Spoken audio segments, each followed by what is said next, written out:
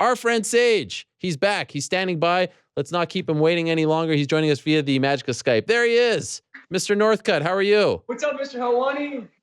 It's great to see you. It's great to see you. It's great to talk to you. Where are you right now, Sage? You're in Sacramento? Yes, sir. I'm in Sacramento. So, wow, you are really adjusting well to life over there in Northern California. You looked phenomenal in your last fight. I believe that was your best performance, your most, well-rounded performance in the UFC, the one back in November with the Team Alpha Male guys in your corner. Do you agree with that? Yes, sir. I agree. And I think from this point forward, they'll keep getting better and better, too. Why do you think you've sort of adapted so well to the team there? Why have you looked so good over there with those guys?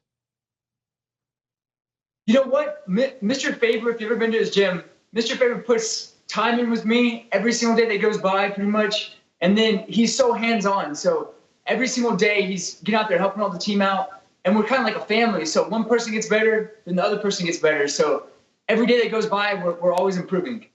Is Uriah Faber going to be in your corner for this fight as well? Yes, sir. He will be. Wow. Looking forward to it. So what a team you guys are. I mean, you are two of the most positive human beings that I've ever met. Together, no one can stop us. I feel like you guys should be running for office. You're so positive, just always smiling, so happy-go-lucky. It's a beautiful thing seeing you two together. I like that. Thanks. Who else will be in your corner? Will the rest of the Team Alpha Male coaches be in your corner as well?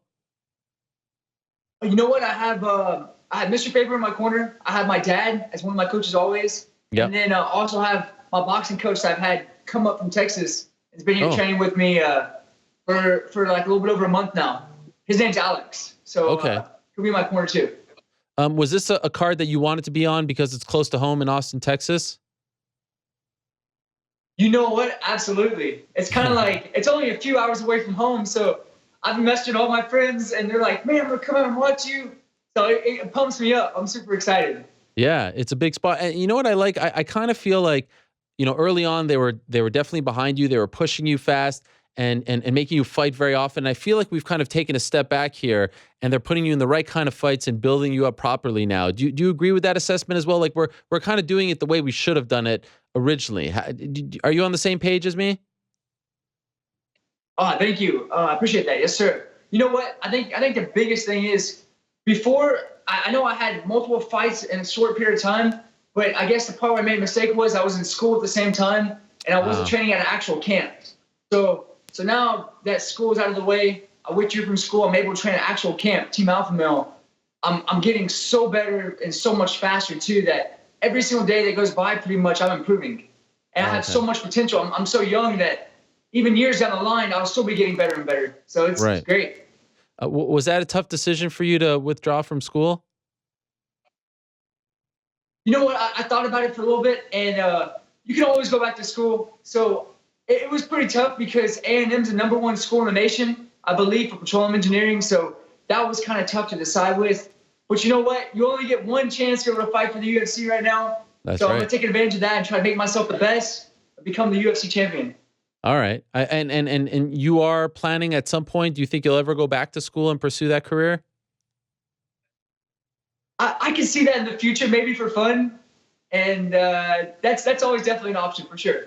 Yeah, petroleum engineer. That's amazing. Like, what would you do with that degree? What's the dream job? Like when you said I want that to be my major. What did you envision?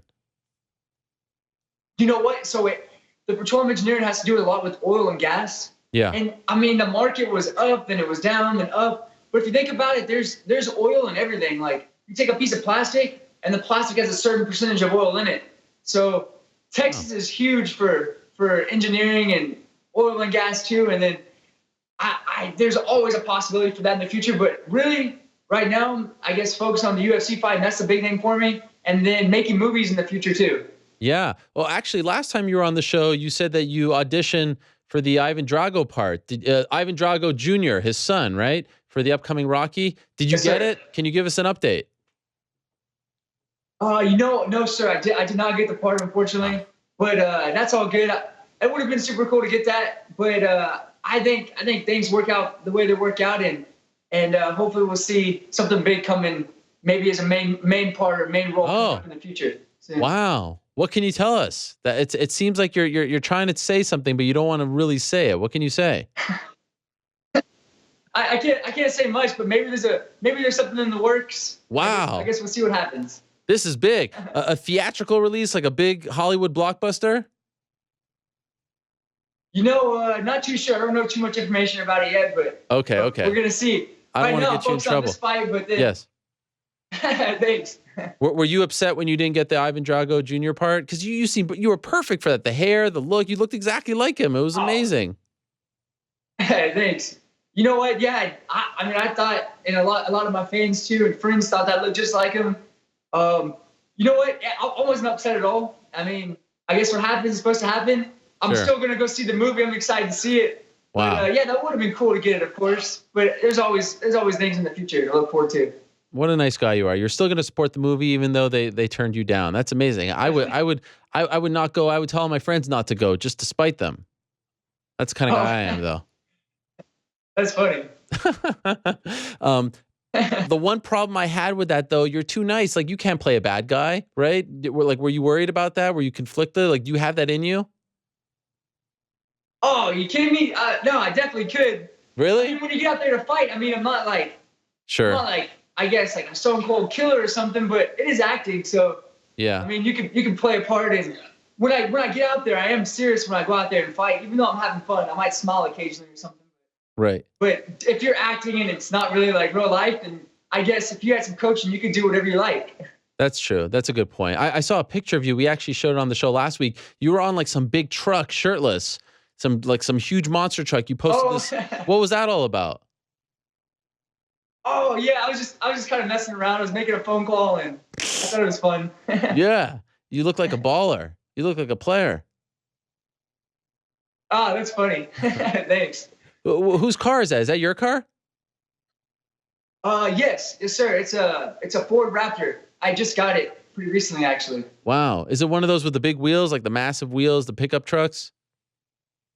It's kind of big. It's more like an off-roading vehicle. So like, I take it off-roading and jump it, and wow, that's what I've been doing. I got stuck up I was in Lake Tahoe like last week actually with my sister, and we got stuck up in the mountains for about 45 minutes in the snow, and then we busted out of the snow. So it was pretty fun.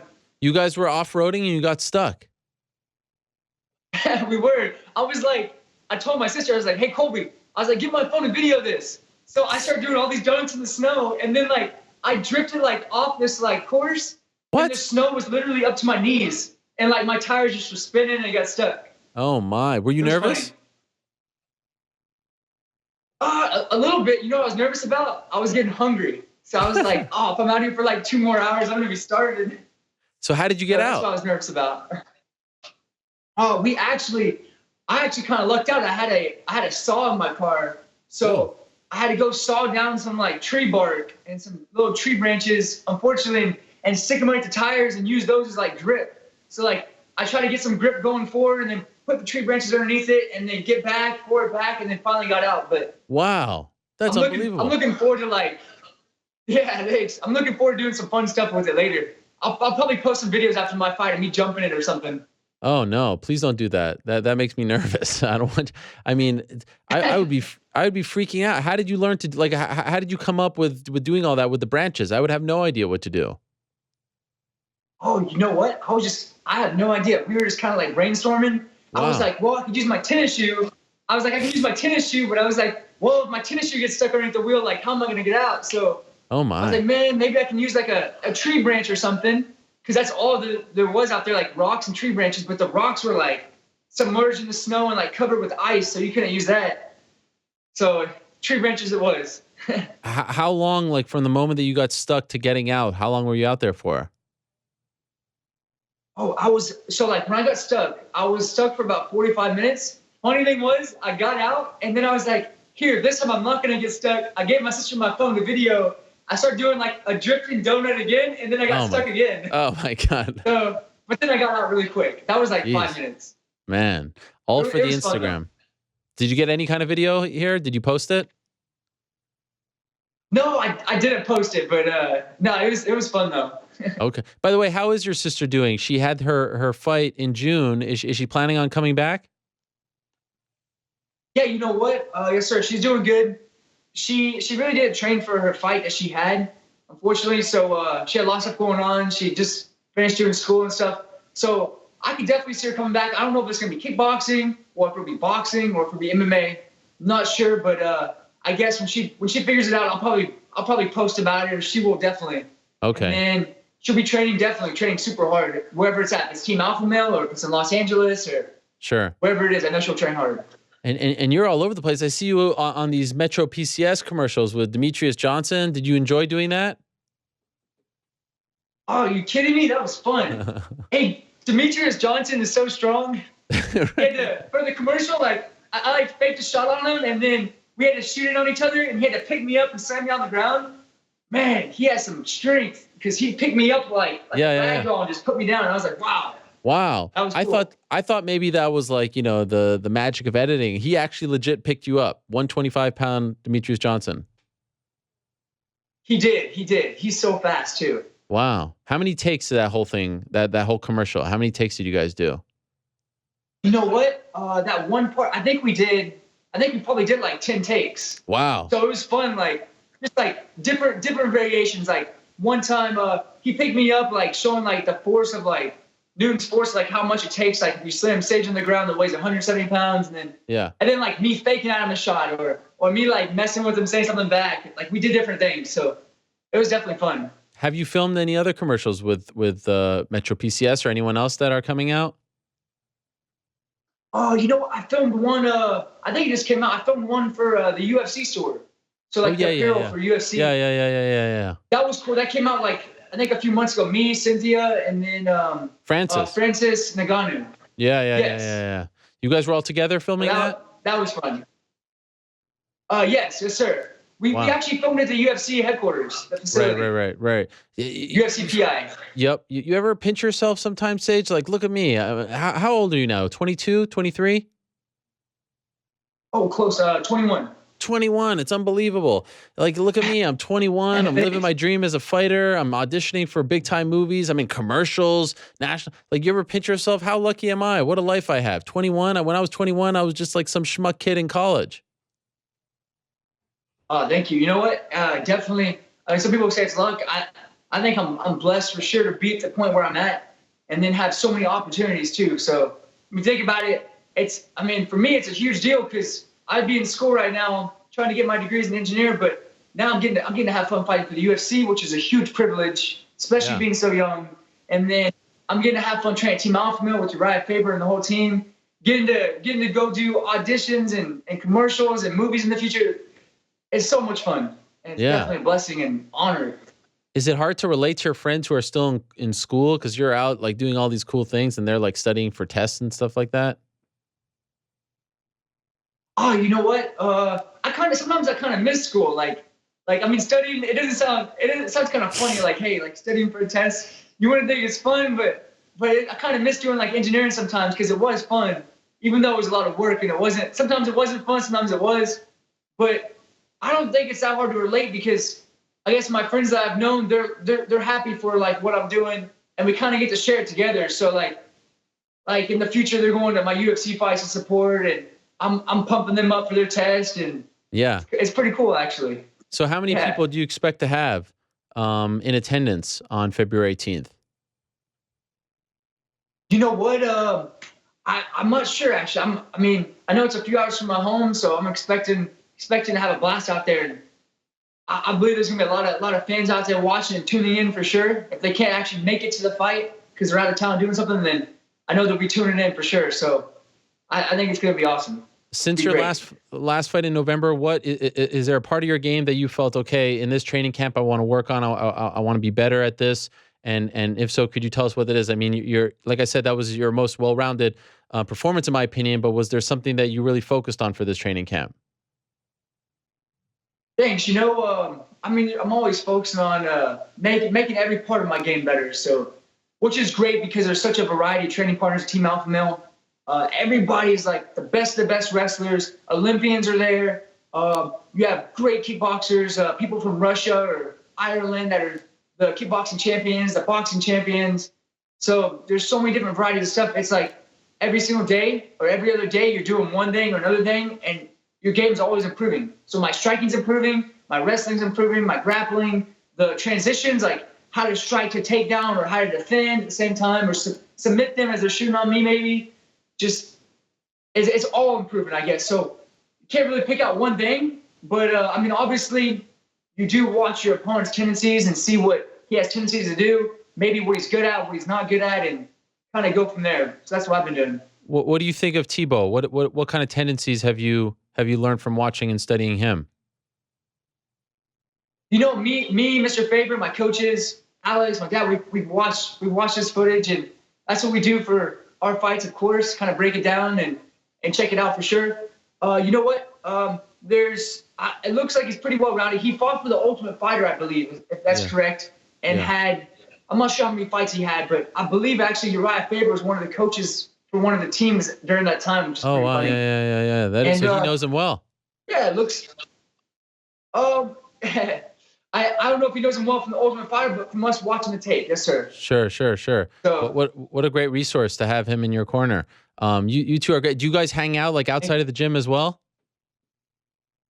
Yeah, we do actually. Like the other day, something funny was the other day I walked out to my truck, and I'm walking outside, and I hear, "Hey, Sage." I'm looking around like the whole street's empty. I'm like, "Who's calling my name?" I was like, maybe I'm hearing stuff. So I go to open my door. I hear, "Yo, Sage." And I'm looking around like, who is that? I start looking up, like it was coming from like the sky or something. I see Uriah Faber on his roof next to his solar panels. Wow. And I'm like, wait, Mr. Faber? He's like, come here. So like I came over there to say what's up to him, and we hung out, like got some sun up on the roof. It was pretty cool. Wow, just you two hanging out on his roof, getting sun? Just hanging out, yes, sir. Wow, amazing to be able to pick his brain, a legend like that at this stage of your career. What a privilege for you, right? Yes, sir, definitely. He's so smart. He has so much knowledge. It's amazing. Sage, I wish I could clone you. I wish I could put 500 Sages in this world. We need more people like you in this world. Keep doing your thing, my man. Congratulations on the win back in November. What a great performance. Everything about it was just phenomenal. And I'm very much looking forward to your return in your home state in less than 2 weeks. Thanks for doing this, Sage. Great to talk to you, and we'll talk to you soon. Absolutely. Thank you, Mr. Helwani. I appreciate it. Thanks for having me on. All the best to you. Absolutely. Anytime. There he is, the one and only Sage Northcutt stopping by. Great to hear from him.